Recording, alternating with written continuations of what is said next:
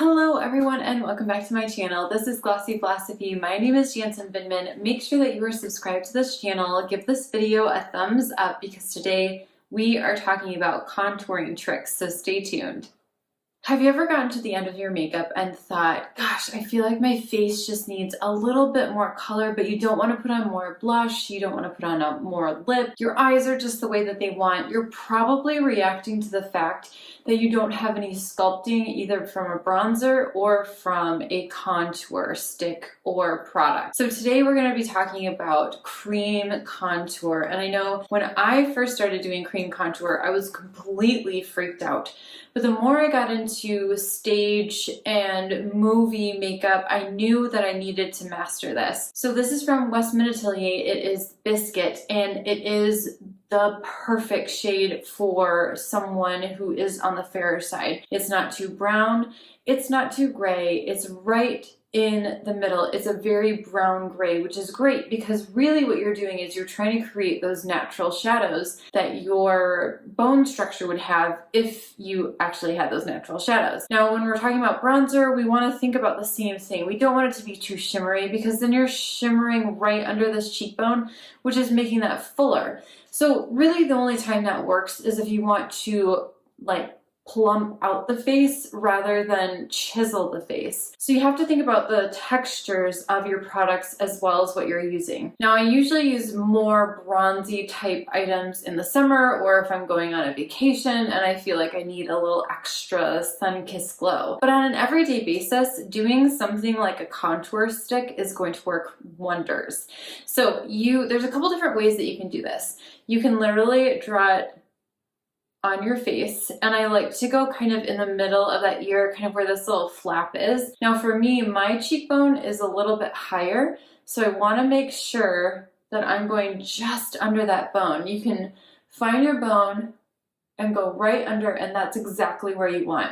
It will probably connect to the corners of your mouth, but do not go all the way there because that is going to make you look more like a marionette. It will age you, do lots of things that you don't want to do. The other option, first I'm also going to draw a line right there. So you can already see that even without blending that in, this side of my face looks a little bit more shapely. It has a little bit more depth to it compared to this side, which feels a little bit flatter. The other option would be to take some kind of a tool and do that as well. Now, a painterly brush like Lisa Eldridge's #1 is really great if you want to get a really thin line right under that cheekbone.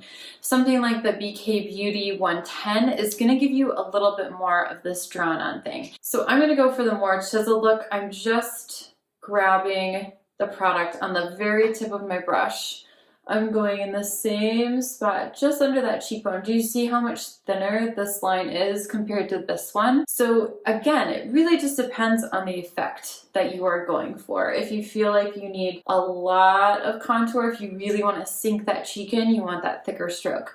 If you just need a little something, then using something like that painterly brush is going to be great. And then you're just kind of tapping and brushing up. Never brush down, that will drag the face down. You can do the same thing on the other side. You can use your fingers, you can use a sponge. Now obviously this side has a lot more, so it'll take me a little bit longer to blend it in. But I'm basically blending it in the same way. I'm keeping it really close to that hairline. I don't want to bring it out too much. I can also go back in with a finishing brush just to finish that off. And usually I'll do my contour or my bronzer before I do my blush, just so that I can connect everything. Now this is feeling just maybe a little too liney to me, so I do want to go in with a fluffier brush or a finishing brush and just make sure that all of those edges, regardless if they're a little bit thicker, a little bit thinner, are completely blended in. I'm not trying to wipe away the product, I'm just trying to make sure that everything is nice and blended into the rest of the makeup. And now that I've done all my cream products, now I can set with powder. So I'm just going to grab a little bit of my Fenty Butter Powder, tap a little bit into the cap. I can use the same brush because of course it is synthetic. I can go underneath my eyes. However, you do want to double check that you don't have like contour hanging out on your brush, otherwise you will put contour underneath your eyes, which is not going to be a great look. You can also switch to a thicker brush if you're worried about the contour or your blush, your cream blush kind of going somewhere. And you can just really lightly tap that. I usually go for translucent powder because I don't want to take away or add any additional color to the cream product that I just put on. You can see from the beginning of the video to now, I just have a little bit more depth to my face on either side, and it just feels a little bit more complete than flat. Thank you guys so much for watching this quick contouring tip video. Next week I'll be doing bronzer, which is going to be very similar, but just some more things to think about when you're placing it on the face. I do fashion videos every Wednesday, beauty videos every Friday. Make sure you are following me on Instagram and watching the shorts in between for more tips and tricks and lots of outfit inspiration. And I will see you very soon in the next one. Bye.